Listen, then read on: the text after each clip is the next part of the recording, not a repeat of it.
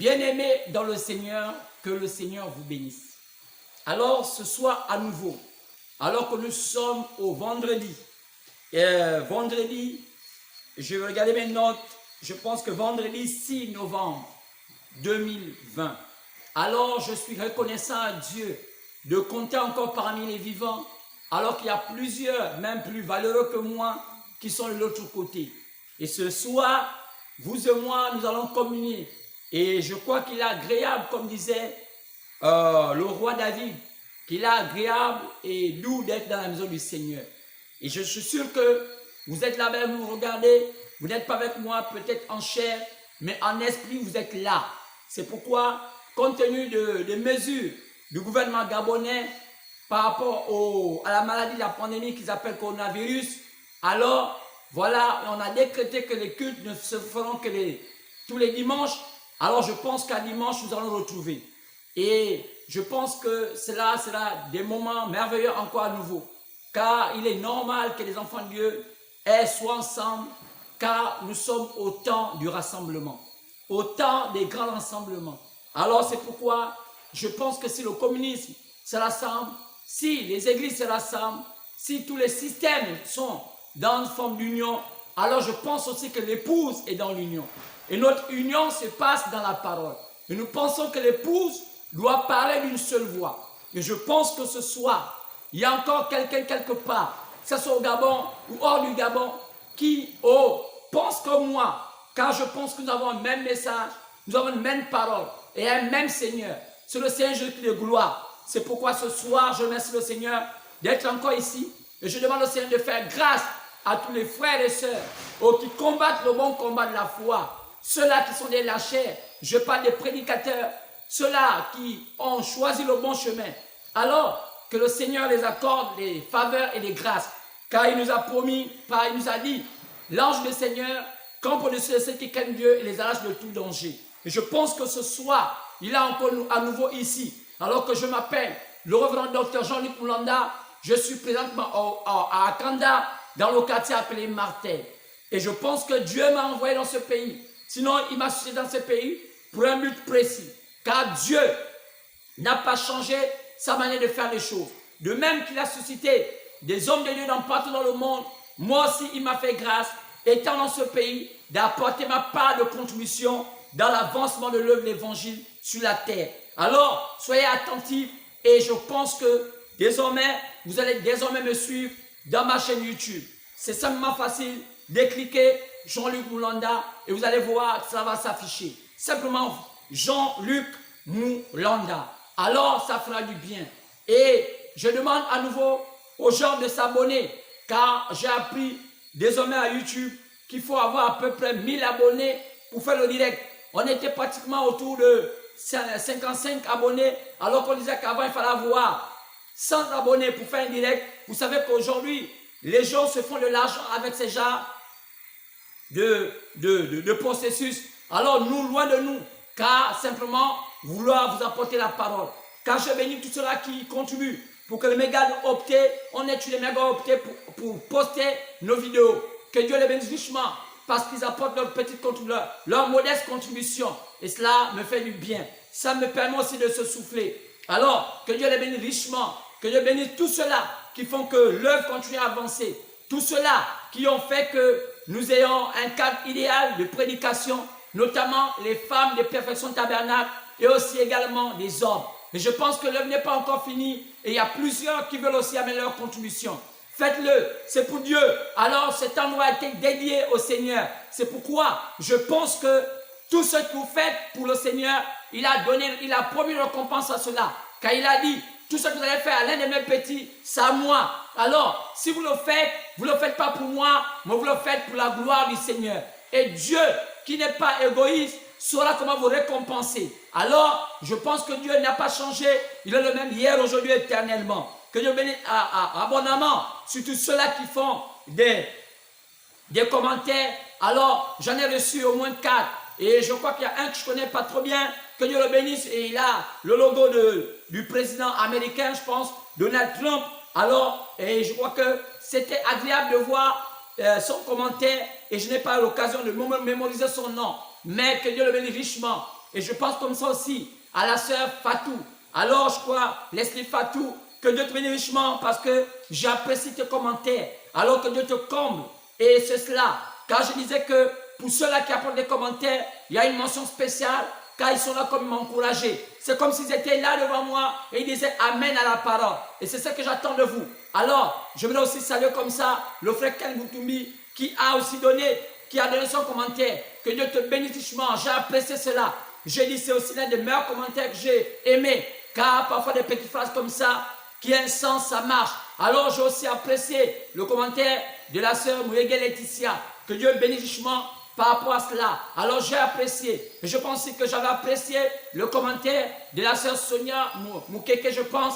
Alors c'est merveilleux. Alors je laisse saluer ceux-là qui sont loin. Que ce soit la famille Tankès depuis la France et leurs enfants et toute l'Assemblée Perfection qui soutient ce ministère, les frères et sœurs des enfants. Alors que nous sommes à la rentrée scolaire, mais nous ne pouvons pas commencer comme ça sans avoir les bases pour commencer encore cette nouvelle année. Alors ce sera mieux. Alors je demande au Seigneur de m'apporter un peu plus de force et vous conduire dans le bon chemin.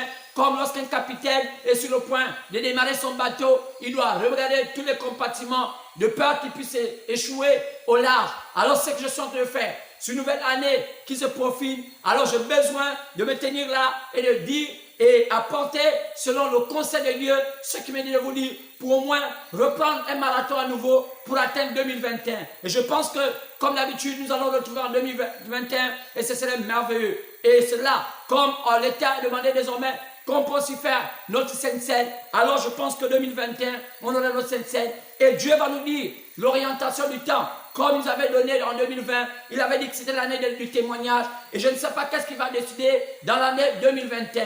Alors, je pense qu'il y en a beaucoup aussi qui sont venus nous rejoindre. Alors, soyez dans l'engouement. Il y a plusieurs. Je crois qu'il y a beaucoup, parfois, qui veulent venir. Parfois, ils sont loin. Venez. Nous sommes un groupe. Nous sommes des frères et sœurs qui croient à la pure parole et nous avons décidé de ne pas nous détenir de cela. Mais je pense que votre venue serait bien, c'est une forme de chaleur. Alors venez, nous sommes une famille. Alors venez et ce serait encore mieux. Car plus vous ajoutez, car la Bible nous dit que à chaque fois que les apôtres apportaient la parole, il s'ajoutait de nouveaux croyants, de nouveaux convertis. Alors je pense que cela, comme la sœur Tsamba, Cathy, comme le frère Mbaye, oui, fidèles. Alors j'en ai besoin de plusieurs comme ça. Ils sont nombreux qui sont parfois manquent la parole comme dit la Bible. Dans les derniers temps, il y a une sécheresse de la parole. Alors je pense que venez, car Dieu est quand même un endroit. Même si tout le pays, le monde est dans les ténèbres, mais il y a souvent quelque part au moins il y a la lumière. Vous savez, il ne peut pas avoir un monde avec des ténèbres sans avoir au moins une lumière. C'est pourquoi, pour identifier au moins les ténèbres, il faudra qu'on ait une lumière. C'est pourquoi Dieu a suscité les lumières dans toute la surface de la terre, mais il faut les trouver. Car les démons sont aussi là, ils se font passer pour les lumières. Ne confondons pas une lumière artificielle et une lumière naturelle. Le soleil, c'est une lumière naturelle, mais une lumière comme celle que j'ai là, c'est une lumière artificielle. C'est pourquoi elle ne peut pas me donner la quantité de lumière que je veux. Mais le soleil, lorsqu'il est là, vous voyez, je n'ai même pas besoin d'avoir le recours à mon téléphone par rapport à ma vue, mais je suis un peu comme Paul, parce qu'il a aussi souffert la cécité lorsque l'ange l'avait aveuglé, qui avait dit, qui es-tu? Je suis le Jésus que tu persécutes. Paul a souffert des yeux. Alors moi aussi je souffre de ses yeux parce que ça fait des années que je lis. Ça fait des années que je prêche l'évangile. Alors je n'ai pas envie de porter les lunettes et j'aime bien lire comme ça. Je me sens mieux comme ça. C'est pourquoi même là, je n'ai pas d'ordinateur à ma chair parce que je me sens, j'aime quand la chose est naturelle. J'aime prêcher de manière naturelle et je me sens conduit. Parce que je ne peux pas prêcher sans que je ne me sente pas conduit. Alors lorsque je suis parfois mécanique, ça ne m'inspire pas. Lorsque je m'abandonne à Dieu, alors je sens l'inspiration. C'est pourquoi je ne peux pas prêcher sans onction, sans inspiration. Alors je ne me sens pas bien. Alors c'est cela. Alors que Dieu bénit richement. Et nous avons commencé un très beau message. Mercredi passé, je pense que par rapport à la quantité de vues que j'ai vues, nous sommes déjà pratiquement à plus de 45 ou bien 47 vues. Alors c'est tellement merveilleux. Et je suis sûr que ça va atteindre plus de 50. Et aujourd'hui, ça va encore faire plus que ça parce qu'il y a des bonnes choses. Alors, le mercredi 4 novembre 2020, nous avons parlé des messages. Nous avons parlé de l'élection présidentielle aux États-Unis qui avait un lien avec le plan du salut du Seigneur. qui avait un lien avec les prophéties bibliques. Alors, je vous ai démontré que cette élection, c'est une élection capitale. Et je vous ai montré comment Dieu, par rapport à la Bible, a parlé de ce pays appelé l'Amérique. Et je vous ai pris Apocalypse chapitre 13. Et je vous ai montré le processus de l'évolution de la bête. Et nous savons tous que la bête, c'est le diable. Et vous savez, la Bible nous a montré, nous a souvent parlé de la bête qui est le diable. On peut voir ça dans Apocalypse chapitre 12. Et plusieurs fois, même Apocalypse chapitre 13, vous allez voir, on a toujours indexé le malin, Lucifer, comme étant le diable. Ce sont ses attributs. Comme on a donné plusieurs attributs au Seigneur Jésus. Il était le fils de l'homme, il était le fils de Dieu, il était le fils de David. C'était des attributs. Alors, Satan aussi, le père de l'aurore, le père des ténèbres, a aussi ses attributs. Alors, parmi ces attributs, on l'appelle aussi la bête. Alors, on a compris que dans Apocalypse chapitre 13, il y avait deux bêtes. La première bête qui avait le contrôle sur la terre, qui sortait des eaux, on a montré que cette bête-là venait depuis la Babylone. Et depuis la Babylone, cette bête-là a fait un chemin. Cette bête est partie s'est gardée d'abord en Égypte. Vous allez voir que toute la civilisation égyptienne venait de la civilisation babylonienne. C'est pourquoi ceux qui font des recherches, ceux-là qui sont des vrais spirituels, savent que la civilisation égyptienne venait de la Babylone. Même si aujourd'hui les gens ne savent plus cela, même les mathématiques que nous pensons venir, nous pensons que ça vient de l'Égypte, les mathématiques viennent de la Babylone. Alors, nous savons qu'après la Babylone, le diable, appelé la bête, s'est réfugié en Égypte. Et l'Égypte est devenue le pays le plus puissant de la terre. Et après l'Égypte, le diable a quitté cela. On l'avons vu, le diable parcourir les temps. Et nous avons vu les empires se placer là. On a vu l'empire babylonien, on a vu l'empire médé des Perses, on a vu l'empire grec, on a vu l'empire romain. Et je vous ai démontré que la fin de la course du diable se termine dans l'empire romain.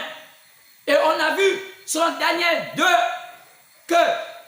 qu'il a vu un songe, là où il a vu une grande statuette avec une tête d'or, avec les épaules en argent, avec le ventre, la poitrine, des reins, et avec les jambes, je crois les jambes des reins et les pieds, les pieds de fer, et enfin les orteils d'argile un peu et de fer. Et quand on regarde cela, Daniel a expliqué que c'était des empires qui venaient après, qui devaient se succéder. Donc, le premier empire qui a géré la terre, vous savez, un empire est un pouvoir à la dimension plus élevée qu'un royaume. Peut-être que les gens ne comprennent pas. C'est quoi un empire? Un empire, c'est un pouvoir qui a une dimension élargie au-delà d'un royaume. Parce qu'un royaume est circonscrit à des limites. Un royaume peut s'arrêter à 2 ou 3 pays. Mais un empire, c'est un pouvoir qui a la capacité d'avoir le contrôle sur toute la terre. Lorsque Babylone, l'empire babylonien était cet empire, l'empire babylonien gouvernait toute la terre. Ça veut dire que l'empire babylonien avait l'emprise, avait de l'influence sur tous les pays de la terre. Et après, on est parti de l'empire babylonien, on est parti à l'empire médé des Perses. On a vu que l'empire médé des Perses aussi avait l'emprise sur toute la terre. On a quitté l'empire médé des Perses, on est arrivé à l'empire grec. On a vu que l'empire grec avait l'emprise sur toute la terre. Quand on parle de l'emprise sur toute la terre, ça veut dire que ces empires-là, influencés par leur comportement, influencés par leur pouvoir, influencés par tout ce qu'ils faisaient, leur civilisation avait même mis sur tous les pays de la terre. Après, le dernier empire, c'est l'empire romain. Vous allez remarquer que même quand le Seigneur Jésus-Christ est venu sur la terre, l'empire qui avait l'emprise sur Israël, c'était l'empire romain. Et je vous ai démontré que la première bête dont parle Apocalypse chapitre 13, c'est l'empire romain. Et cet empire devait subir un coup. Parce que l'empire romain allait changer de visage.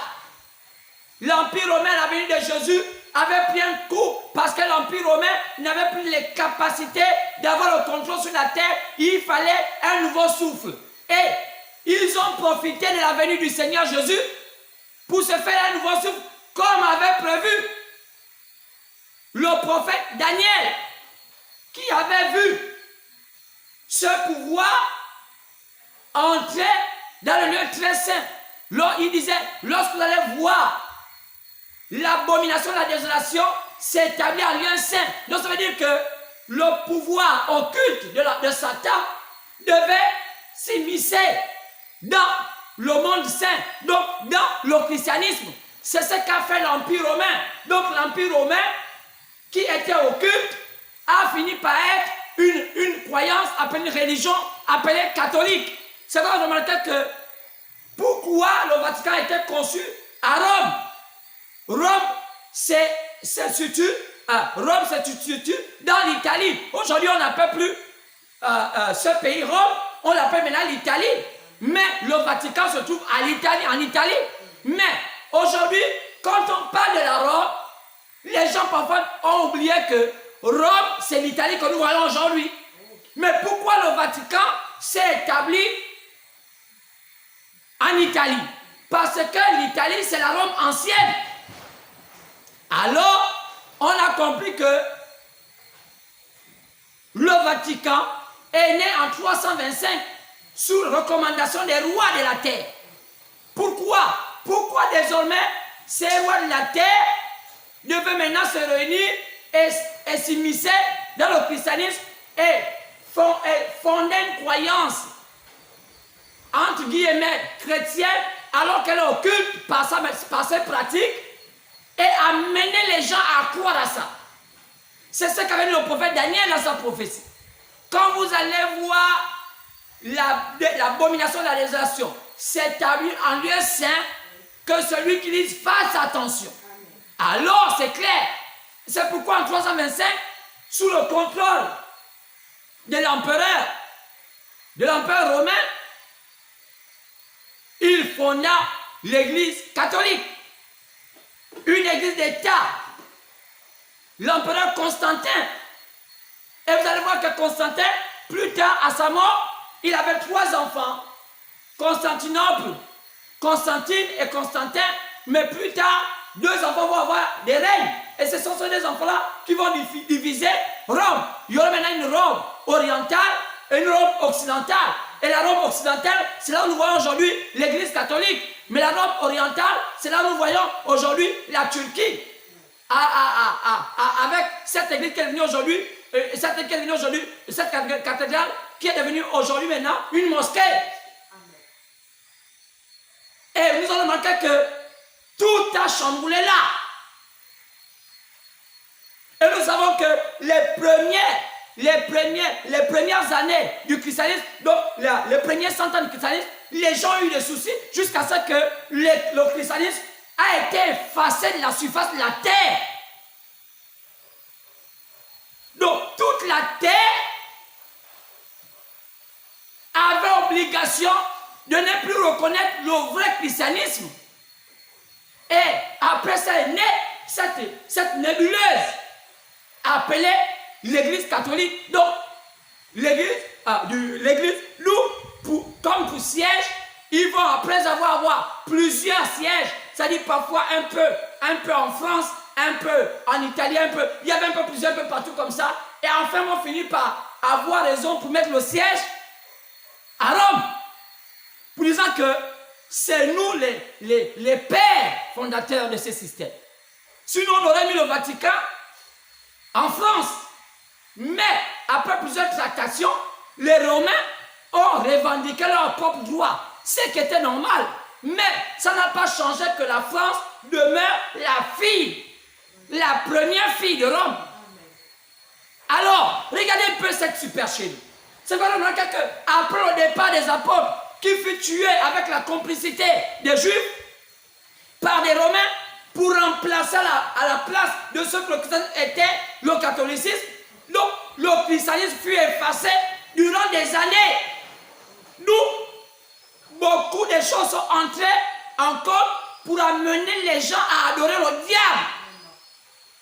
Vous allez voir que cette église n'a fait que faire un mélange du paganisme, un peu du christianisme, un peu du judaïsme, pour nous amener une mayonnaise pourrie.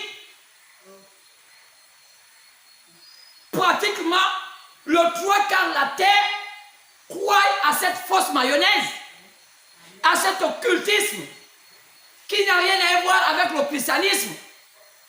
Et au départ, ils ont imposé ça à l'humanité. C'est comme vous allez remarquer que la plupart des pays, comme en Afrique, ils disent que le christianisme ne vient pas des Noirs. Pourquoi? Parce qu'en examinant le christianisme catholique, c'est un christianisme qui frise à l'occultisme. On peut dire que l'endroit où le spiritisme est tellement élevé, c'est dans ce système catholique, avec des bougies qu'on utilise dans notre tradition, avec la torche indigène qu'on utilise dans notre tradition, avec tous des rituels qui n'ont rien à voir avec la parole de Dieu, avec des livres, Maccabée, Tobie, tout ça qu'on a rajouté à l'intérieur. La prière aux morts, toutes ces bêtises que la bête a fait avaler à l'humanité durant des milliers, ça fait plus de 2000 ans. Il a fallu attendre près de 2000 ans, dans les années 1520, que le Seigneur utilise un homme. Alors, ce système d'église a pris un coup. C'est qu'on dit que la première bête avait pris un coup. Elle a pris un coup dans sa politique. Donc, dans son temps passé, elle a changé le système. Elle est pas des systèmes occultes politiques qu'elle avait pour devenir un système religieux. Elle a fait avaler à l'humanité toute sa fausseté, comme dit l'apôtre chapitre 17. Les rois de la terre et les habitants de la terre ont bu le vin de son impudicité. Boire le vin de son impudicité, ça ne veut pas dire qu'elle faisait boire le vin. Non, ça dit le vin est un type de la parole révélée. Maintenant, de quelle parole révélée? Comme quand on dit Jésus changea l'eau en vin. Ça ne veut pas dire, c'est un style de langage.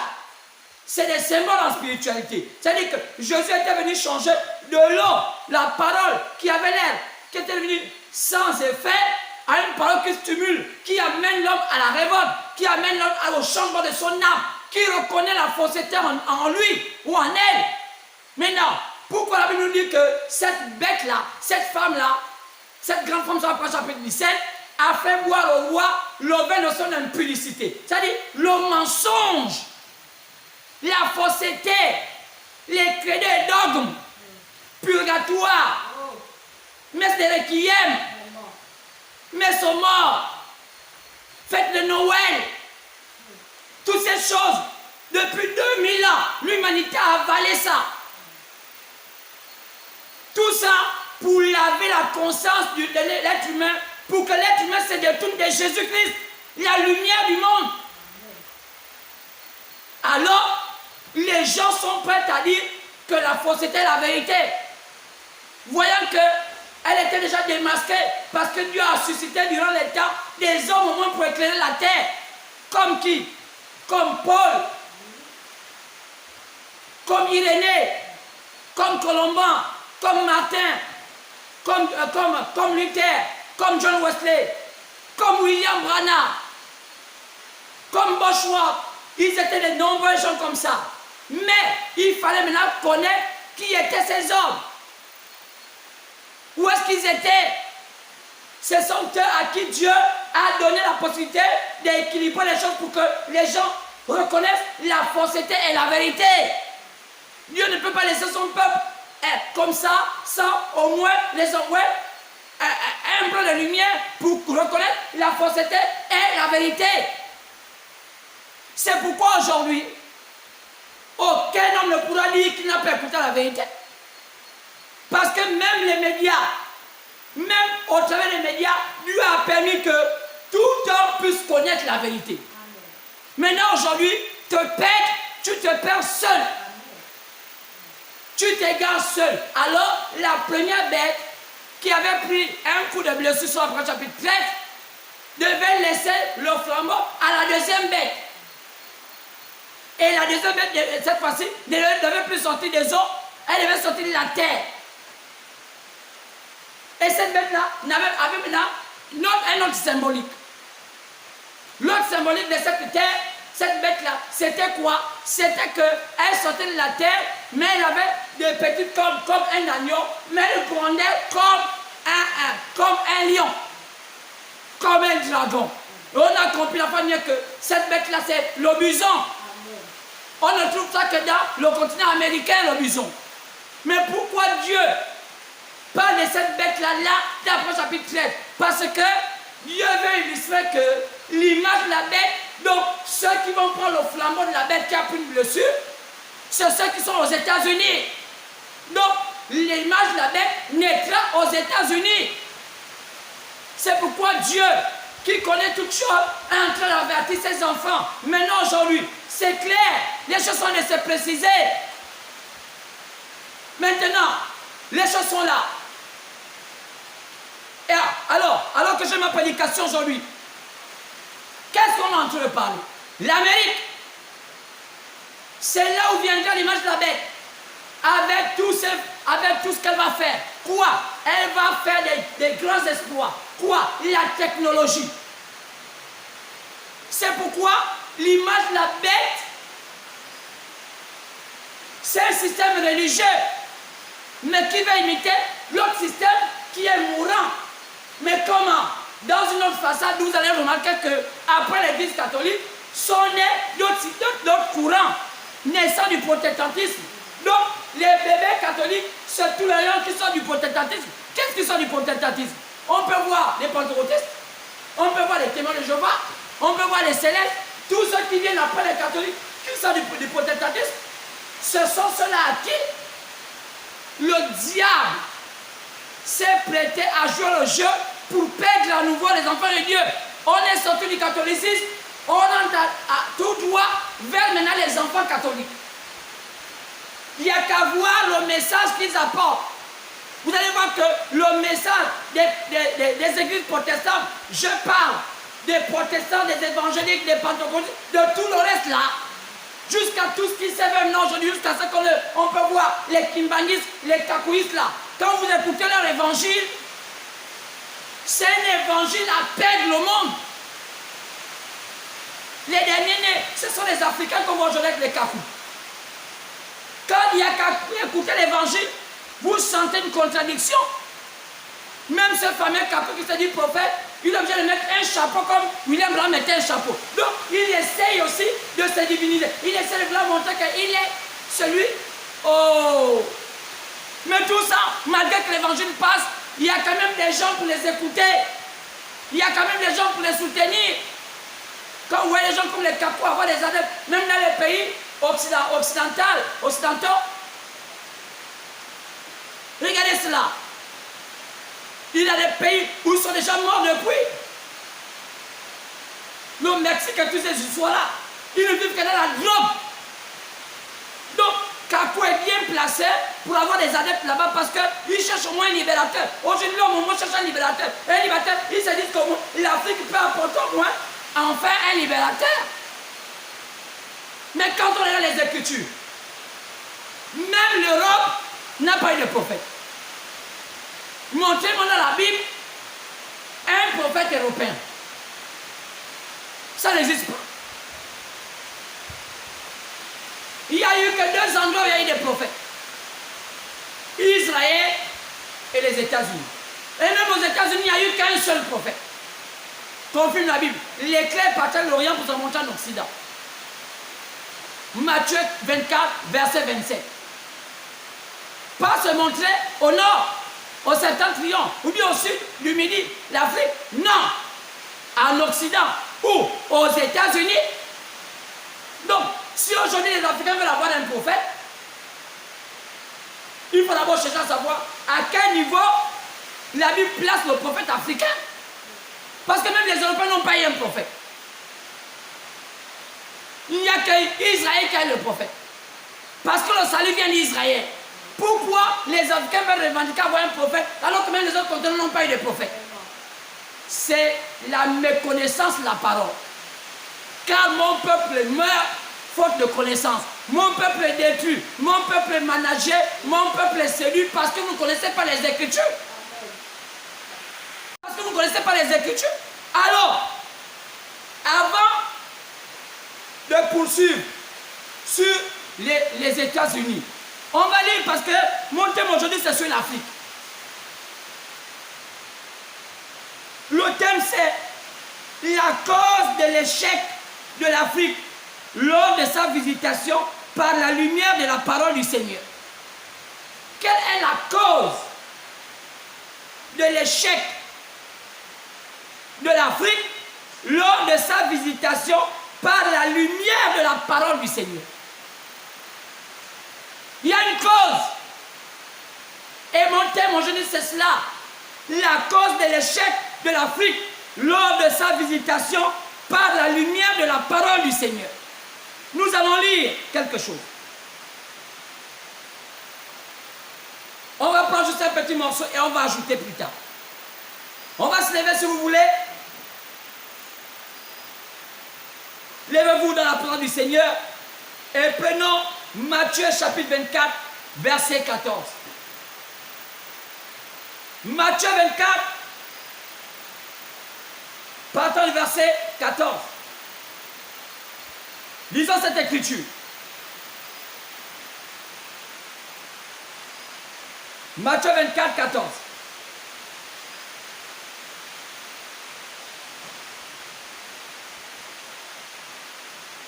Cette bonne nouvelle du royaume, cette bonne nouvelle du royaume sera prêchée dans le monde entier pour servir de témoignage à toutes les nations.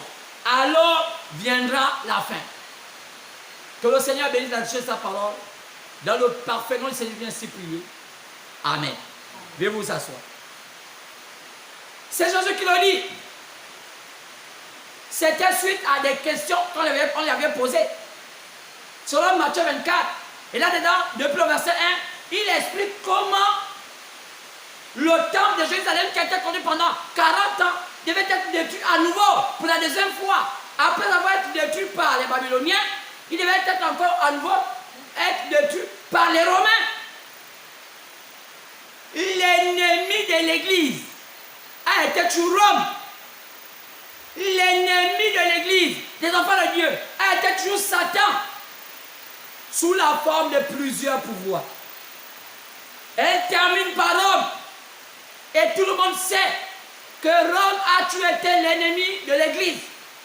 C'est pourquoi nous voyons cette bête dans le chapitre 13. C'est l'ennemi de l'Église, c'est l'ennemi de Christ qui change plusieurs facettes.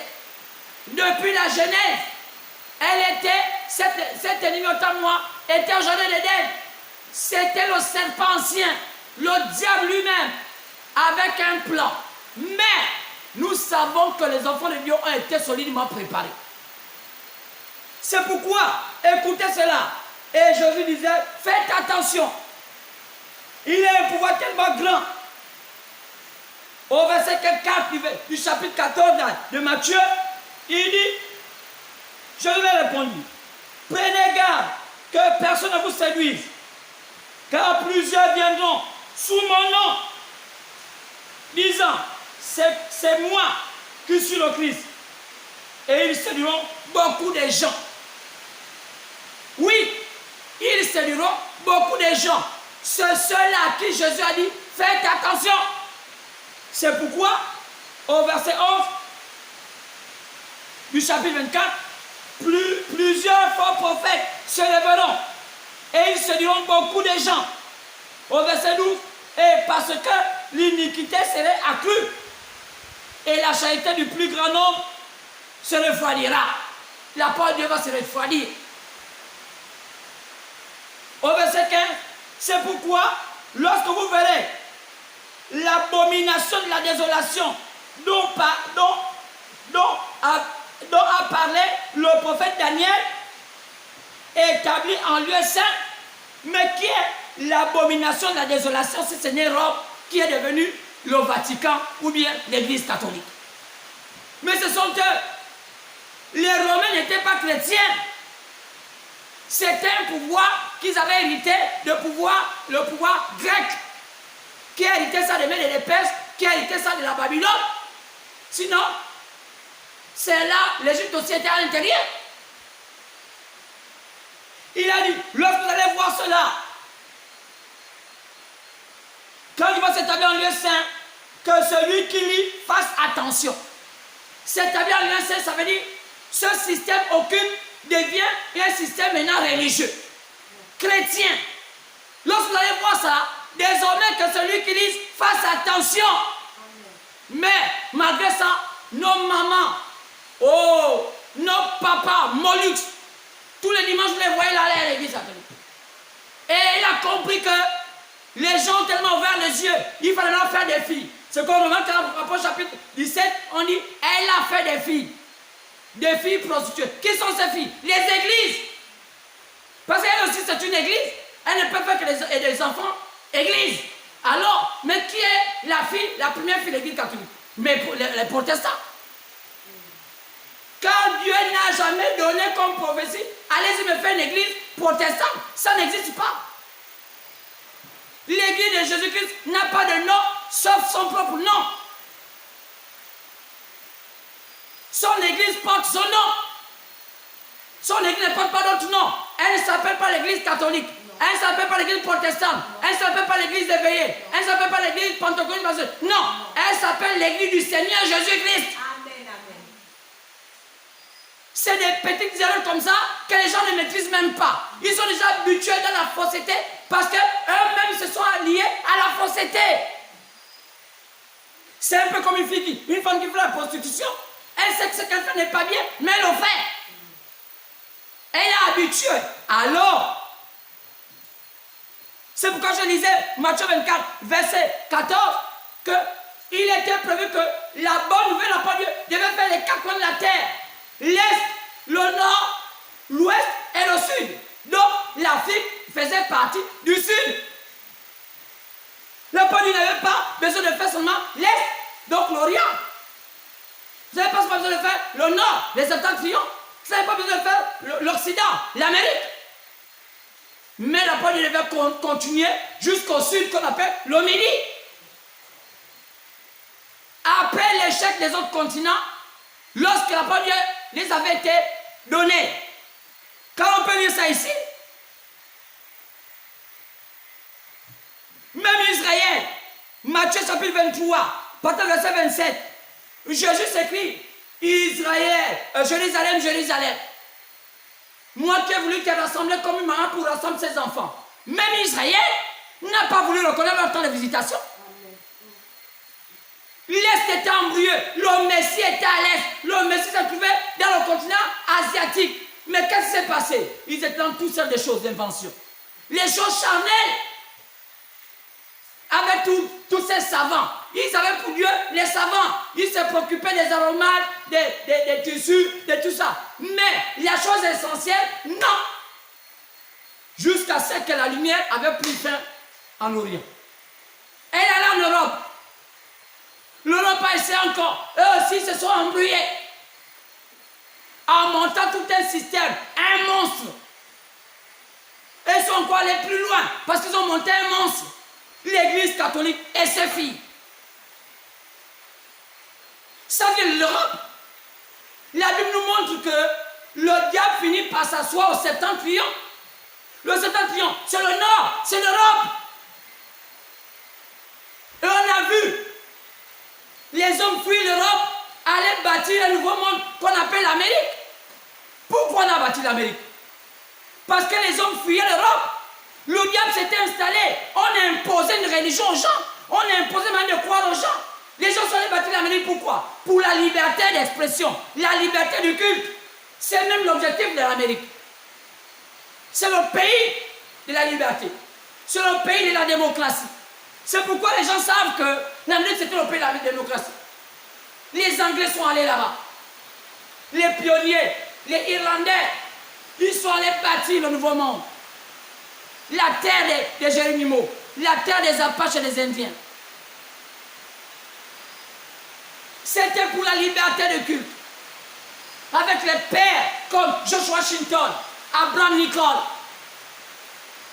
Un pays souverain. Un pays qui craignait Dieu. Il savait que Jésus était le libérateur. Le président George Washington ou Abraham Lincoln, après ses occupations régaliennes, comme étant président, il partait prier Jésus-Christ. Oh Seigneur, aide-moi.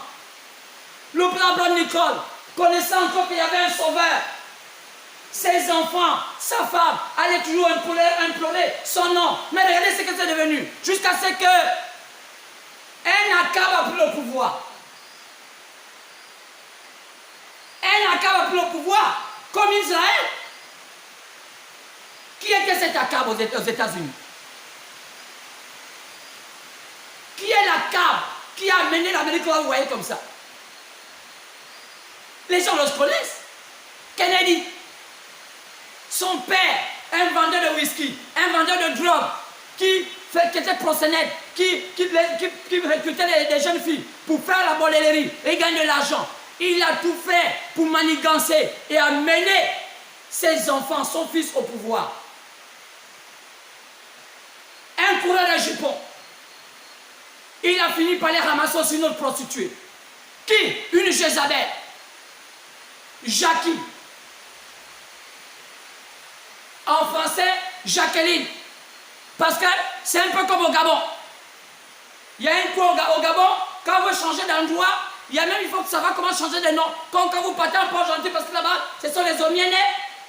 Lorsque vous appelez Mambundu, vous vous appelez Rembundu. Donc à la fin, on peut même penser que vous êtes Mienais, alors vous êtes Mambundu. C'est comme ça. Vous allez entendre Jacqueline qui est devenue Jackie. C'est un pays compliqué, l'Amérique. On ne peut plus retrouver les autochtones. Le Rockefeller, un nom français, est devenu Rockefeller. Donc, même les Américains ne savent même plus que le Rockefeller, c'est un nom français, ce n'est pas un nom anglais. Ce n'est pas un nom anglais ou bien un nom américain. C'est monsieur de Rockefeller qui est devenu Rockefeller. Toute cette confusion, alors que ce pays avait un avenir selon la Bible. Selon Matthieu 24, 27, l'éclair partait à l'Orient, Israël, pour se montrer en Amérique. Il fallait attendre l'éclair. C'est pourquoi la venue d'un prophète aux États-Unis était imminente. C'est quand vous voyez le dollar américain a des symboles à l'intérieur. Quoi? Une pyramide avec un œil. 1 Samuel 9, 9. L'œil avait dit le voyage, sont des symboles, les gens qui ne savent pas. Oh non, c'est les promesses qu'on fait ça, oui. Mais qu'est-ce qui a donné la prophétie de la mort de Jésus? Comment on pourrait l'appeler cet homme? C'est Caïphe. Mais qui était Caïphe? C'est un démon. Les démons savent mieux voir les choses que vous. Caïphe a dit il faut que cet homme meure pour que nous on ait la vie éternelle. Comment il avait su ça? Les maçons aussi ont fait un dessin. Ils ont dit non, parce que ces symboles, il faut savoir les lire. La pyramide, c'est quoi? C'est l'homme. Là, c'est quoi? Le voyant. Pourquoi les maçons mettent une pyramide avec un voyant et écrit en bas, ça c'est le grand sol de l'Amérique? Pourquoi ils n'ont pas dit le petit sol de l'Amérique? C'était eux les francs-maçons qui géraient ça. Ils ont dit, c'est le grand sol de l'Amérique. Pas les États-Unis d'Amérique, non. C'est le grand sol de l'Amérique. Car le sol des États-Unis d'Amérique, c'est l'aigle. Maintenant, le grand sol du continent américain, c'est la pyramide. Vous voyez comment la différence? Amen. Le grand sol de l'Amérique, donc le continent, c'est le prophète. Mais le sol du pays, l'Amérique qu'on appelle, c'est l'aigle. Maintenant, le sol du pays, vous allez remarquer que c'est un aigle avec 13 flèches. Pourquoi 13? Le chiffre de la femme. Amen. Car l'Amérique, c'est un pays de la femme. C'est Akab c'est Jézabel qui gère Akab. Ce qu'on a remarqué que toutes les lois sont faites pour que les hommes doivent être maltraités. Et ils cassent en disant que non, c'est le droit de l'homme, alors que c'est faux. C'est un pays qui a pour tendance de l'homosexualité. La plupart des hommes sont venus se chercher dans la pédophilie. Deviennent des homosexuels, donc des pédés. Et ils contaminent ça au monde. Ceux qui étaient des modèles sont du quoi? Mais qu'est-ce qui a amené ça? Pigalle. La France a commencé à amener sa saleté aux États-Unis. Qui vous a dit qu'on avait besoin des Français là-bas? Ils ont même donné comme cadeau la statue de la liberté. Est-ce que beaucoup de gens savent que ce sont les Français qui ont donné ce cadeau-là aux Américains? Quelle liberté? Eux-mêmes ils ont la liberté. Eux-mêmes ils sont les gens libres. Eux-mêmes sont les gens sérieux. Depuis qu'ils maltraitent les Africains avec l'histoire de France-Afrique, même quand il n'y a plus ça, mais derrière ça, toutes les richesses des Africains, ils pillent ça. Dès qu'un homme se lève pour dire que ce n'est pas bon, on le tue. Qui? La France. Et on appelle ça un pays de liberté. Quelle liberté? Ils ne vont plus jamais rester en paix. Les Arabes vont les maltraiter. C'est un pays, ils ont été maltraités par Hitler, ils vont continuer à être maltraités par les autres esprits des démons. Parce qu'ils savent le mal qu'ils ont fait à l'humanité. Ils ne peuvent pas partir sans payer le mal. Alors, l'Amérique attendait un prophète. Malgré que derrière ça, il y avait les États-Unis d'Amérique qui devaient avoir ce qu'on appelle l'image de la bête. C'est pourquoi ça va au chapitre 13. C'est là les États-Unis d'Amérique. C'est elle qui a l'économie du monde. La première puissance économique du monde est les États-Unis d'Amérique. Personne ne pourra acheter ni vendre sans appartenir à ce système. Qu'est-ce qu'elle fait? Elle rassemble l'humanité. Par quoi? Par la fausseté, comme avait fait l'Église catholique de Rome. Cette fois-ci, la grande prostituée s'assoit à Rome et sa fille s'assoit aux États-Unis. Donc, sachant que l'Amérique était un pays d'avenir, et l'Europe a installé la fille d'avenir qui allait lui produire assez d'argent pour remplir la terre avec sa technologie. Où c'est? Aux États-Unis, après chapitre 13. L'apôtre chapitre 13, là, à partir du verset 11, concerne les États d'Amérique. Il y a un prophète, William Marion Branham, qui est né là-bas, qui est américain. Ils ont même cherché à le tuer parce qu'il disait la vérité. Alors, écoutons. Nous, les Africains, notre place est là. Quand c'est notre temps, qu'est-ce qu'on va faire? Plus que les autres n'ont pas reconnu leur temps. On n'a pas tiré l'exemple des autres, comment ils ont échoué. Nous aussi, on est tenté de tomber dans le gouffre. Parce qu'on ne vit que des limitations. On n'a pas de repères. On n'a pas de fondement. Quand on essaie de regarder tous les pays africains, il n'y a même pas un seul qui sort du lot pour dire on a besoin de mettre des bases. On se contente à imiter l'Occident, avoir des grosses voitures. On va se comparer au peuple. On paye des grosses voitures. On paye ceci. On a de grosses vestes. Mais ce n'est pas ça la grandeur. Abraham Lincoln, les présidents comme Abraham Lincoln, comme George Washington, ils n'étaient pas comme ça. C'était les hommes. La grandeur se définissait dans la pensée qu'ils avaient. Jérusalem, Jérusalem, ils ont bafoué la ville la plus sainte au monde, ne reconnaissant pas l'homme le plus saint. Quelle malédiction. Que n'est pas dit? Matthieu 22, verset 14. Il y aura beaucoup d'appelés, mais peu d'élus. Plusieurs venant au Seigneur, mais ils ne seront pas des chrétiens. C'est des corrompus avec leur système d'église. Matthieu 16, partant du verset 1 à 3. Que dit la parole? Matthieu 16, 1 à 3.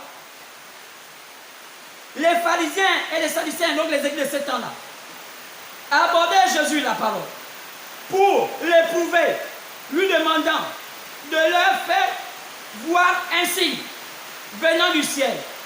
Jésus leur répondit: le soir, vous dites, il fera beau, car le ciel est rouge. Et le matin, il y aura l'orage. Aujourd'hui, il y aura de l'orage aujourd'hui autant moi. Car le ciel est d'un rouge sombre. Vous savez discerner l'aspect du ciel et vous ne pouvez discerner les signes des temps.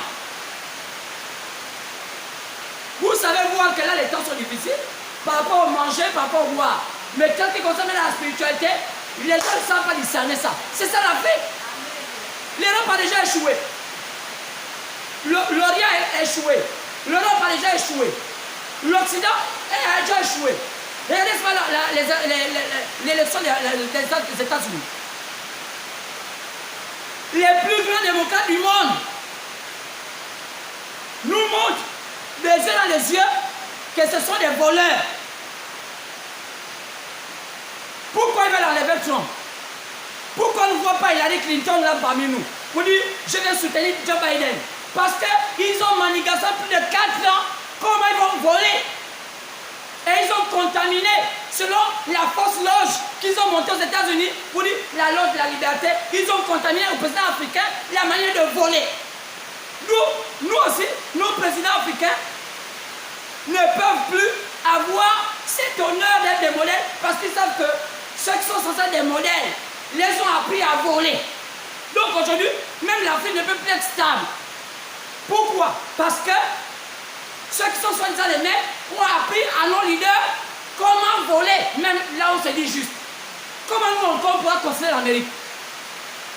Même quand on pense qu'on est parti, on n'est pas parti, on ne me connaît pas. Comment voulez-vous penser qu'une seule personne va gagner l'élection en disant je vais voter dans l'électronique? Il est le seul. Comment quelqu'un va gagner les élections en disant seulement que comme programme de société, le corona? Le corona, c'est un programme de société. Mais vous n'avez pas honte, vous les démocrates. Vous êtes maudits. C'est un parti maudit. Regardez voir comment les Kennedy ont terminé.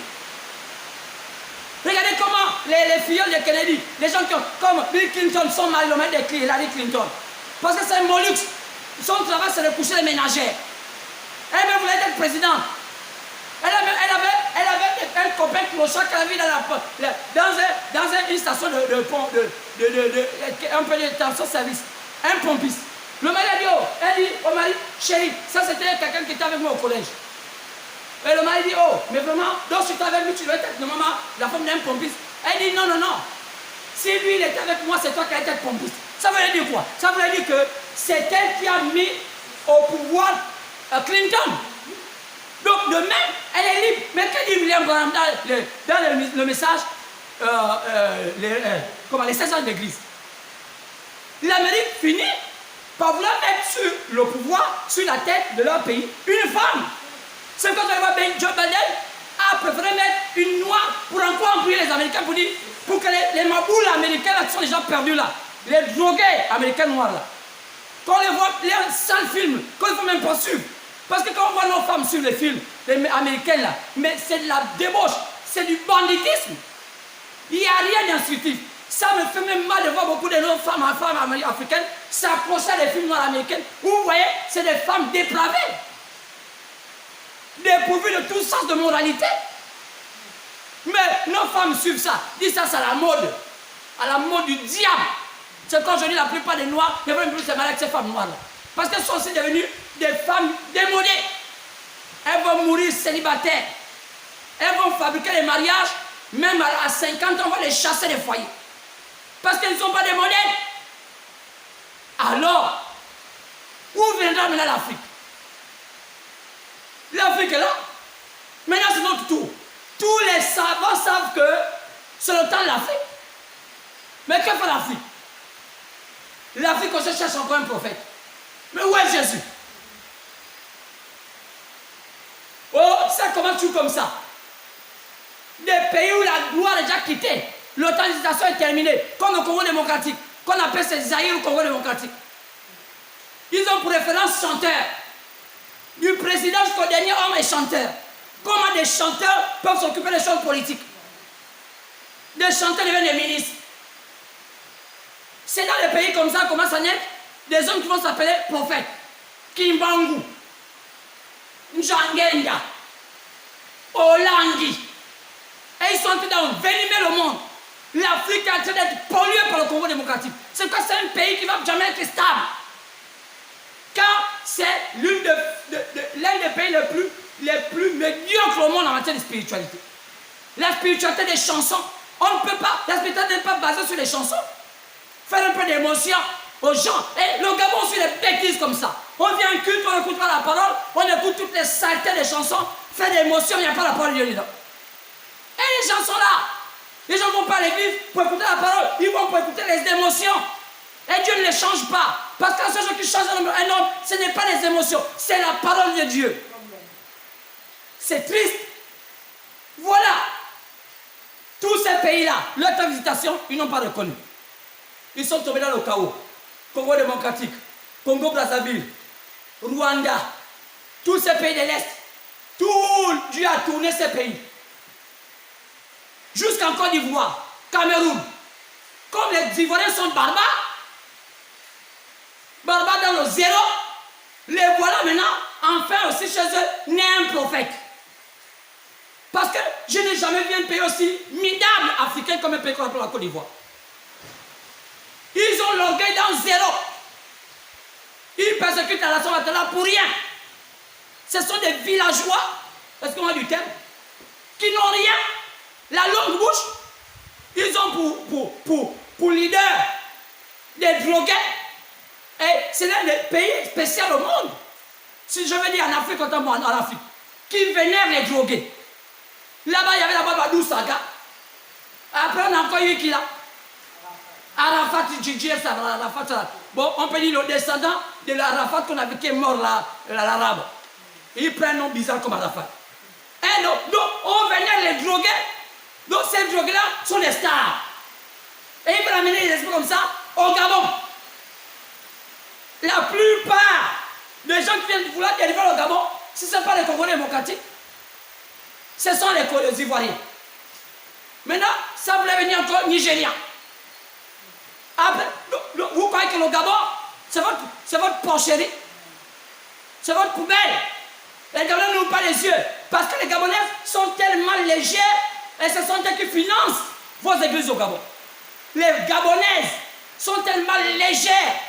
C'est pourquoi la plupart des hommes d'État gabonais n'aiment pas prendre une femme gabonaise, ils préfèrent prendre même une étrangère. Parce qu'une gabonaise est légère. J'ai honte. Parce que même dans ma famille, je vois ça. On a toujours même tendance à vouloir même épouser une femme étrangère que d'épouser une gabonaise. Parce qu'elle est même limitée dans le petit savoir-vivre. Quoi c'est? Mais c'est un pays qui va aller dans les ténèbres, le Gabon. Donc, la plupart des choses que Satan fait, il remarque que les pays-là qui ont rejeté la lumière, il faut au moins faire ta vie les ténèbres dedans. Vous allez voir aujourd'hui. Qu'est-ce qui se passe avec l'Afrique? L'Afrique, pourquoi l'échec en Afrique? L'espoir du XXIe siècle, ce ne sont pas les inventions. Quand le monde s'est arrêté désormais à la dimension des ondes, avec les téléphones et tout ça, on ne pourra plus aller au-delà. Je parle des hommes simples. À part l'épouse qui doit quitter les ondes, aller au-delà. D'où il y a l'enlèvement. Mais Dieu a arrêté. Parce que si on vous laisse continuer, vous allez penser que vous êtes au loin. C'est pourquoi les penseurs aujourd'hui du monde actuel ne s'arrêtent que dans les ondes. Seule l'épouse doit percer les ondes d'aller encore de là. C'est triste. Mais où est la vie dans cette affaire? Est-ce que vous reconnaissez le temps de votre visitation? Au moins les autres ont reconnu leur temps. Ils savent au moins qu'à telle période, on a été visité. Lisez l'histoire. Nous, on n'a jamais d'histoire. Qu'est-ce qu'on transmet aux enfants? Oh non, l'Africain n'aime pas écrire. Il transmet oralement. Banditisme. Maintenant, on a quel cerveau pour retenir toutes les pensées que nos papas là connaissaient? C'est du banditisme. Ce sont des paresseux. Alors, regardons un peu bien. Si on parlait dans Matthieu 12, verset 1 même au verset 42, Jésus a parlé de la reine du Midi, qu'on appelle la reine de Séba, ou bien la reine du Sud, donc l'africaine, l'éthiopienne. C'est l'une des dernières femmes que Salomon a eues. Et ils ont dit qu'elle a quitté l'Afrique pour une seule cause. Pour aller voir de ses deux yeux le don de Dieu. Pas le miracle, hein? Elle a entendu que il y a un homme qui a une sagesse plus élevée que celle des humains. Elle a fait des milliers de kilomètres seulement pour aller écouter cette sagesse-là. Pourquoi Dieu soit se rappelle, je se rappelais de la femme de la reine du Midi? À cause du fait que, quelle qualité de foi, je ne me déplace pas pour les miracles, je me déplace pas pour aller écouter la sagesse. Mais où est maintenant le modèle de l'Afrique est comme ça? Écoutez la sagesse. Oh, cherchez les miracles, quel là vous cherchez? Dieu fait les miracles, vous ne voyez pas. Dieu, aujourd'hui, vous guérissez, vous ne voyez pas. Vous guérissez, vous ne voyez pas. Qu'est-ce que vous voyez? Vous voyez des miracles, même le poids de Dieu même est dépassé. Il y a des voitures qui marchent à l'Afrique. Il y a des signes. William Branham, s'il y a un pays où il a fait plus de visitations, c'est l'Afrique du Sud. René Bonke s'est inspiré du temps de William Branham lorsque Dieu a travaillé avec lui, lorsque c'était en Afrique du Sud. Les boiteurs, des milliers ont été guéris. William Branham, la plupart des prédicateurs ont utilisé ces photos-là comme étant en disant que ce sont eux qui ont été utilisés par Dieu. Nous, les gens pensaient à ça. Alors que c'était William Branham. Ça, c'est rien. Toute une foule comme ça. Des milliers de guérisons. Les gens morts. Ressuscités. Les milliers sont nombreux. Lisez ça. Ou bien demandez. Un prophète visitant l'Afrique du Sud. Regardez. C'est tellement nombreux dedans. Vous allez voir. Des camions, des boiteurs. Ils venaient des milliers. En camion. Ils venaient boiteurs. Ils retournaient valides. Maintenant, allez-y aujourd'hui dans l'Afrique du Sud. Demandez-leur que. Connaissez-vous le prophète William Branham? Il dit qui c'est? Il s'appelle comment? Oh. Un pays où Dieu a plus fait des miracles en Afrique, où parfois on dit, on ne connaît pas, il était blanc. Hein? Dès que vous dites qu'il est blanc, oui, non, il est tout seul à partir, il nous maltraite. Oh! Donc vous connaissez votre histoire, alors que ça peine là, même pas longtemps. Hein? Ça fait pas longtemps. En quelle année? Peut-être les années 60 ou 50. Oui! Dans les années 1950 là. Même pas loin. Années 50. 1951.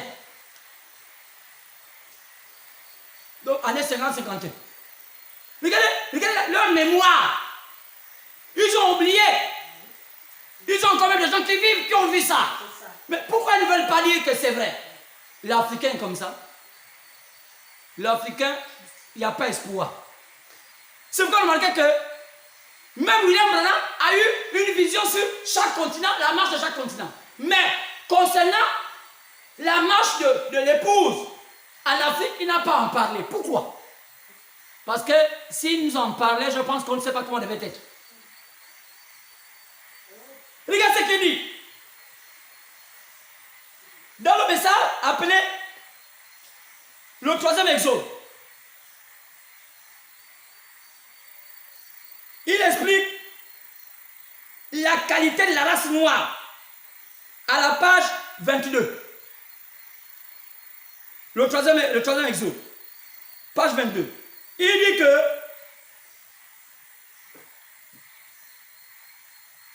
les hommes et les femmes ont leurs droits respectifs. Nos frères de couleur nos frères de couleur, nos frères japonais ou jaunes ou blancs, les noirs qui soient, ils ne sont pas différents. Au paragraphe 65. Franchement, la race noire a beaucoup plus de qualité que la race blanche. William Branham, chaque fois qu'il venait en Afrique, il sentait cette vibration spirituelle qui était dans l'Africain. Il dit, la race noire a plus de qualité que la race blanche. Il confirmait ce qu'avait dit Salomon lorsqu'il avait épousé cette femme-là. la reine du Sud. Les qualités. Nous-mêmes, c'est la seule femme à qui Dieu a permis qu'on donne les honneurs dans la Bible, celui-là dans la Bible. Cantique, Salomon écrit, cantique des cantiques, encore une femme noire. Mais qu'est-ce qui suffit la femme noire si ce n'est l'église? Mais regardez aujourd'hui. C'est triste. Car le 21e siècle, il est prévu que le 21e siècle serait un temps spirituel ou rien. Pas des inventions. On peut faire des voitures, on peut faire électrique. Ce n'est pas ça. Car ça là, c'est de la mécanique. Ça va se casser. Même une voiture, c'est même comment même t'es seul, ça finira par se casser, c'est la ferraille. Mais le changement de l'âme d'une personne, ça là, ça ne se casse pas. L'Africain n'était pas encore allé loin. Mais l'Africain est en train d'aller loin, pourquoi? L'Africain est en train d'imiter le blanc. Voilà, vous qui avez dit que les blancs sont sincères. Des voleurs, ils ont honte de dire que, recomptant, enlevant les votes. Est-ce que nous, en Afrique, on peut accepter qu'on est dans nos maisons et puis on vote dans les téléphones? Dites-moi ça. Vous voyez comment les choses sont dangereuses? Et les seuls votes de la maison sont les votes là qui sont destinés à un président qui va gagner. Pourquoi les gens qui sont faillis ne vont pas voter pour lui? Honte à vous, Américains. Maudits. Vous êtes maudits. C'est fini pour vous. On attend votre destruction. Vous êtes un pays qui mourra. Oh, ce 21e siècle ne sera plus votre compte. Attendez, vous avez bien prévu qu'on va vous détruire. Et cela va se faire. Écoutons William Branham. Dans le message, tu as appelé le 3e exode. Qu'est-ce qu'il dit? Il va démontrer comment. Voyons ça un peu. Page 24 et page 25. 3e exode. Regardons bien. Même à partir de page 23. Regardez bien. Il dit, oh. Après même à la page 22. Mais voyez-vous, toute cette histoire doit arriver. Tout à cause des politiciens que vous, le peuple, vous avez élus avec vos machines à truquer les élections. Depuis 1963, les Américains, leur travail, c'était truquer les élections. Donc, tu pensais que les élections sont libres, hein? Alors que non. C'est pourquoi vous voyez que même quand on a fait qu'on se plaint, pour dire, regardez le modèle est blanc. Les présidents gabonais ou africains, quand ils nous regardent, ils se mettent à rire pour dire, vous êtes des pauvres. Nous, on est là-bas, on les connaît. Leur travail, William Branham ici. Ils ont élu un président avec leur machine à truquer les élections. Exode, le 3e exode. Prêché en 1963. Un Américain qui témoigne que ils ont soit élu leur président en truquant les élections. Parce que la machine truque les élections. Regardez ça.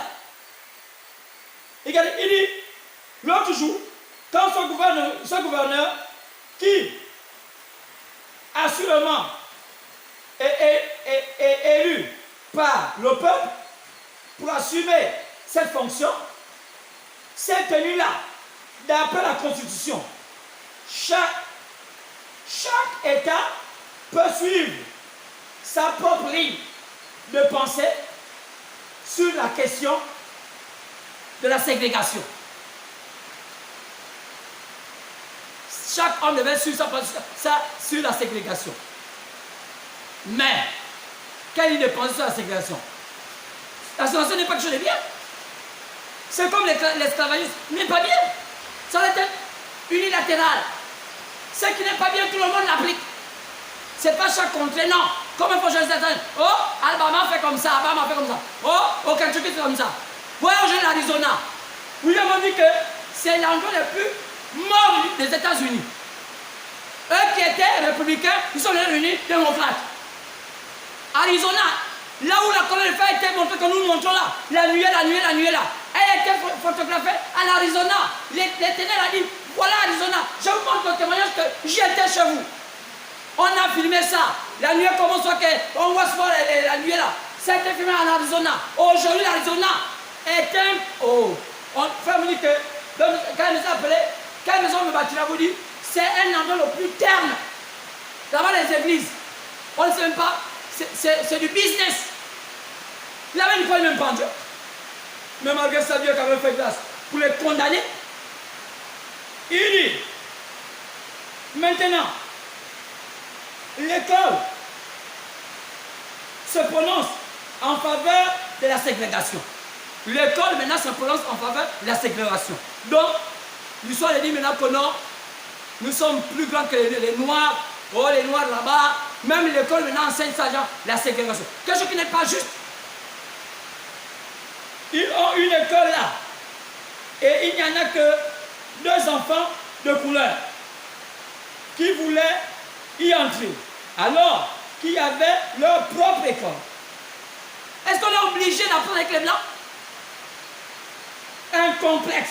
Mais il s'est levé et a dit, ce qu'il a fait, il a lu la Constitution. Pour revenir donc à ces gars que nous avons ici, il ne connaît pas Joseph, la liberté. Quand on parle de Joseph, c'est le temps de la liberté. Nous, ce temps-là, c'est un temps où l'épouse va respirer un peu.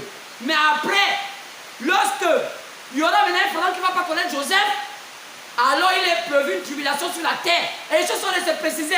L'Amérique veut mettre au trône un pharaon qui ne connaît pas Joseph. Puisque l'Amérique, c'est le pays de la liberté. Maintenant, si maintenant il n'y a plus de liberté, c'est qu'ils sont en train de dire à tous les présidents du monde entier, truquez les élections comme vous voulez et maintenez-vous au pouvoir. Qui c'est? Les démocrates. Le parti des brebis galeuses. Le parti qui est géré par les femmes. Le parti des prostituées. Le parti des lesbiennes. Le parti de quoi? Le parti des homosexuels. C'est quand on remarque que la plupart des démocrates, ils sont des efféminés. Regardez bien. Et cet homme, c'est le président de la liberté. Et il a cherché à obtenir le vote de ces gens de couleur. Quoi? Un pharaon qui ne connaissait pas Joseph, qui va chercher à obtenir les votes des gens de couleur. C'est ce que font aujourd'hui les démocrates. Et ils ont incité la ségrégation raciale. Ils ont maltraité les Noirs. Ce sont les mêmes démocrates aujourd'hui qui demandent aux Noirs de les soutenir. Maudit. Maudit vous les Noirs qui soutenez les démocrates. Je ne suis pas politicien, je vous dis la vérité. C'est l'Américain qui a dit l'histoire. Il va chercher à obtenir les couleurs. Ignorant que c'était le parti républicain qui les avait affranchis pour être amenés dans une pièce mortelle. Quoi? C'est le parti républicain qui les avait affranchis pour commencer. Ils ont vendu leur droit de naissance. Qui? Les Noirs. Contre quoi? Contre telle chose et telle chose. Les Noirs ont oublié l'histoire que c'est grâce au parti républicain de Trump là qui les a sortis de la ségrégation raciale, qui les a sortis de la traite négrière, parce que les démocrates disaient que gardons tous les Noirs esclaves. Aujourd'hui, ils sont maintenant affranchis. Ce sont les mêmes bourreaux qui viennent dire aux Noirs, votez-nous, parce que ceux-là, ce sont très gros bourreaux. Ils ont passé le temps à fumer le champ, les Noirs, à prendre la cocaïne, à tourner les films, en ignorant l'histoire.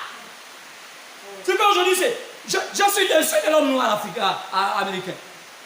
Quand je vois un Obama être démocrate, j'ai honte. Pour moi, bon, c'est un frère, bon, c'est un noir, mais c'est pas la qualité noire que moi j'aime. C'est vous qui aimez les noirs comme ça. Alors, ils ont demandé le droit de naissance. Ils étaient en train de conduire qui? Conduire le peuple noir dans un piège mortel. C'est là, c'est la preuve que tout système organisé par l'homme doit faillir. Quoi? Pour mettre en place des dictateurs militaires. Une fausse démocratie. Kennedy a nationalisé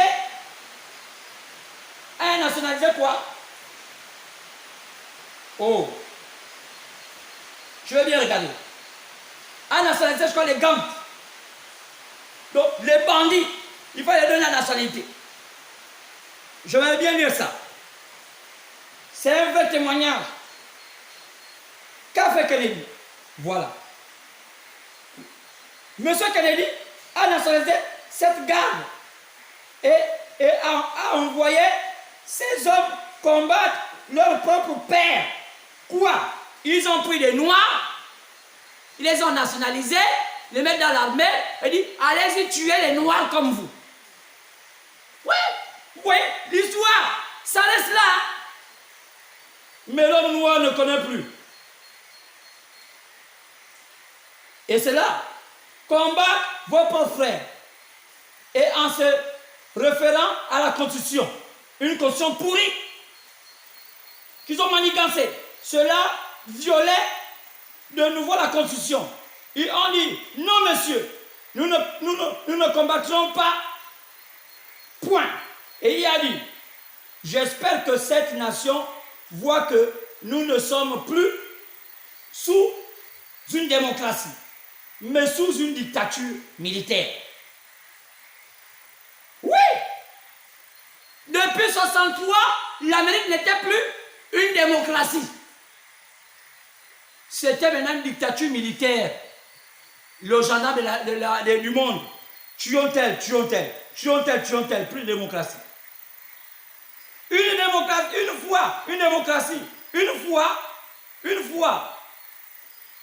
fois démocrate du Sud, toujours démocrate du Sud.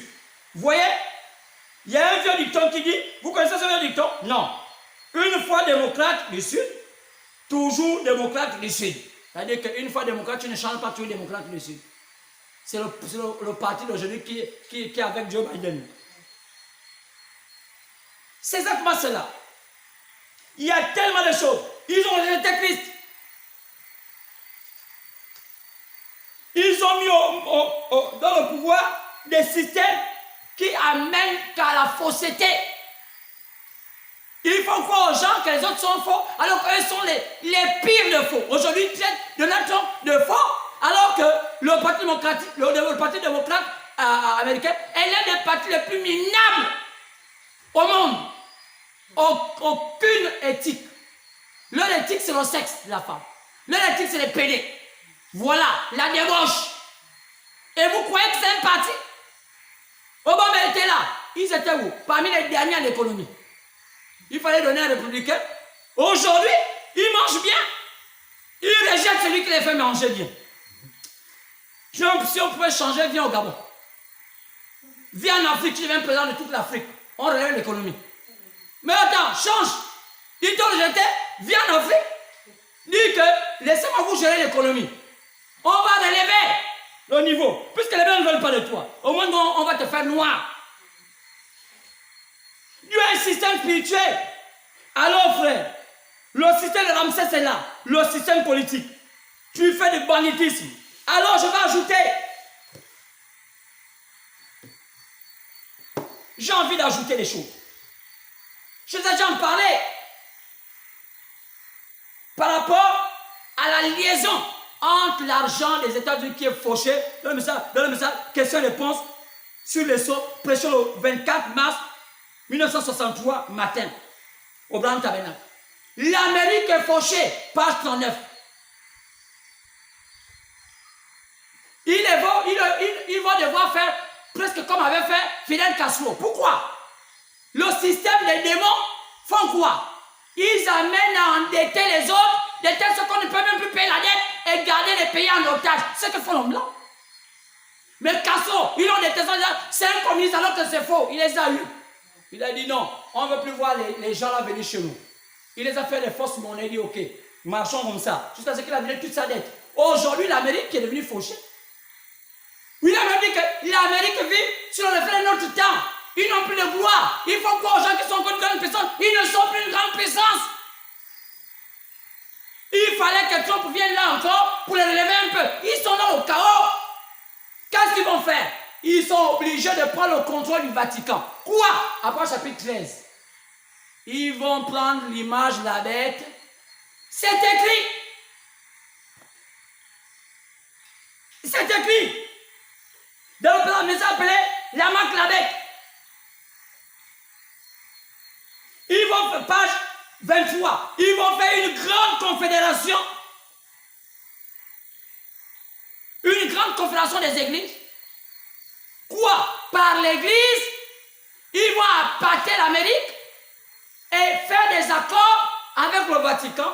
C'est pourquoi on remarque qu'aujourd'hui, ils sont numéro 1 en matière des églises évangéliques qu'on appelle chez nous, au Gabon, bien en Afrique, les églises éveillées ou bien les pentecôtistes charismatiques. Pourquoi ils ont construit un building aux États-Unis où tous les pasteurs vont consulter, on les appelle les présidents de confédération de chaque pays. Pour faire quoi? Mais sur le début, on dit c'est ce qui conduit à l'image, c'est ce qui conduit à la marque de la bête. Ce n'est pas un habit, c'est un système religieux mielleux que les gens ont pensé que c'est Jésus, alors ce n'est pas Jésus. Quand tu n'as pas dit, le patron c'est Jésus, ils ont dit oh. Mais dans leur cœur là-bas, on dit oui, nous on ne croit pas ton Jésus là. Laisse-nous mourir dans notre pédophilie, nous sommes des pédés. Vous avez vu un président aujourd'hui, au moins facilement, élever Jésus. Selon le fait qu'il a élevé Jésus, normalement Trump, il avait gagné 100%.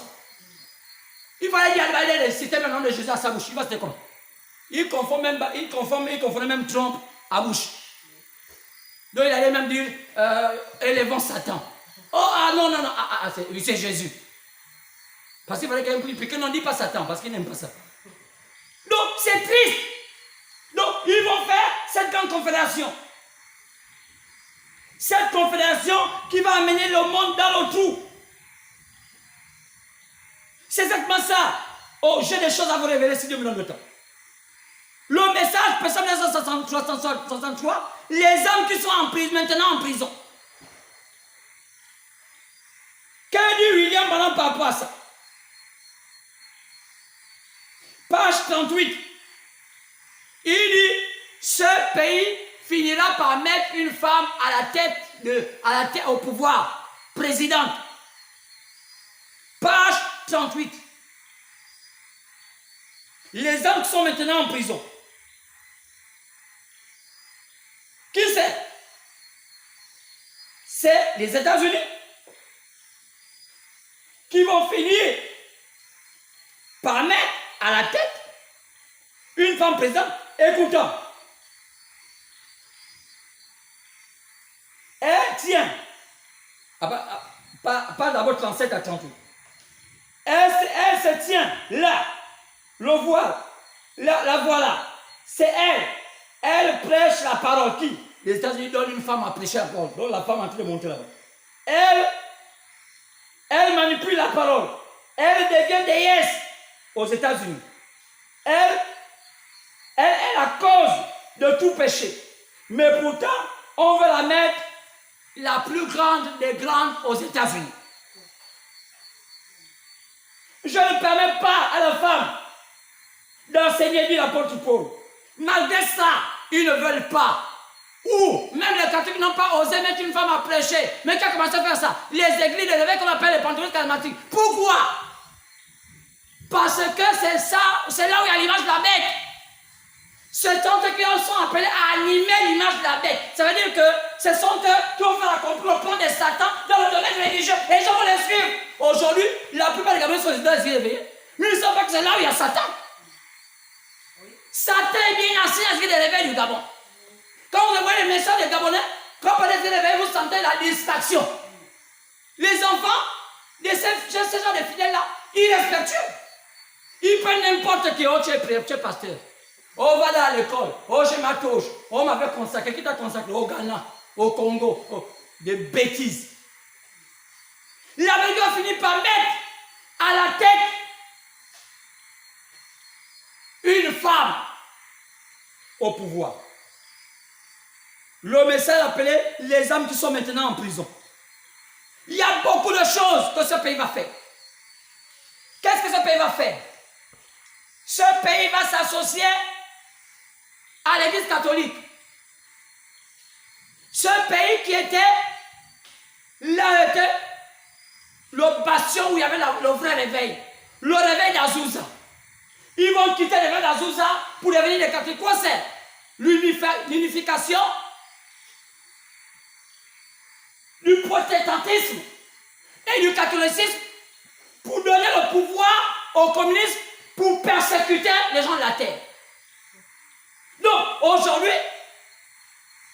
l'église protestante, la femme, la première fille de la bête, qui est la mère des éveillés, va s'associer au catholicisme et demander au communisme, donc la politique, de persécuter tous ceux qui ne sont pas dans la confédération. Donc, dans l'image de la bête. Quand William parle de ces choses, il dit, oh, c'est faux. Les choses sont en train de se décider. L'épouse doit voir clair. L'Afrique est en train de tomber dehors. Regardez aujourd'hui, Kakou Philippe, qui naissent. Des enfants qui n'ont même pas d'origine. Kakou Philippe. Quelqu'un qui pense que Kakou est prophète, c'est qu'il est mort, il est mort. Même ceux qui croient le message de William Branham, on perd de dire, nous croyons le message de William Branham. Et puis, il est un vrai prophète, il est écrit, Dieu envoie un prophète. Mais Kakou, oh non, je suis au clé minuit de la sorcellerie. Parce que d'abord, c'est à minuit le sorcier me crie. Oh non, c'est Matthieu 25, verset 6. C'est toi qui dis voici l'époux. Tu connais même qui est l'époux. D'abord, tu n'aimes pas l'époux.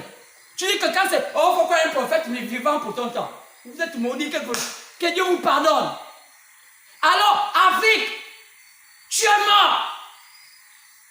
Ton temps est en train de prendre fin. Tu es mort et tu subiras le veuvage de ta médiocrité. Alors, je te laisse avec ta médiocrité, car je voulais te dire des choses encore. Il me manque de temps pour montrer comment tu vas boire le calice de ta médiocrité, de ta bêtise.